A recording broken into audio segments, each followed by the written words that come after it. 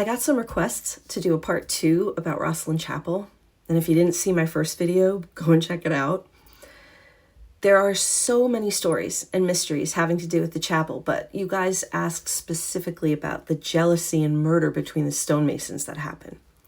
So here's how that story goes.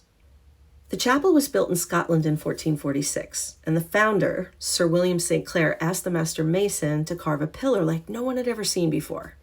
And he came up with this.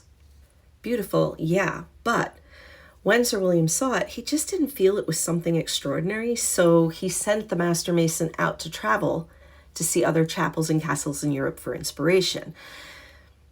Places like Rome, Florence, Venice.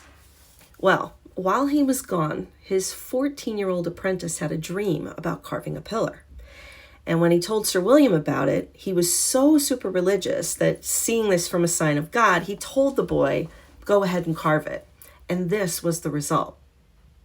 I mean, just look at the artistry from this young boy. There are dragons around the base, intricate carvings that twist around the column that represent the tree of life. And I was told that the whole column was supposed to represent heaven being kept safe and away from hell. Well, obviously everyone was blown away by his work, including Sir William. But years later, when the master came back full of inspiration and ready to work, he found that people had started traveling from all over to come and see the miracle that his apprentice had created. He flew into a jealous rage, picked up a mallet, and hit the apprentice right on the head so hard that he died right there in the chapel. Well, everyone was devastated, and the master mason was hanged. But the stonemasons took it even further. Up on one of the walls, they carved an image of the apprentice's grieving mother.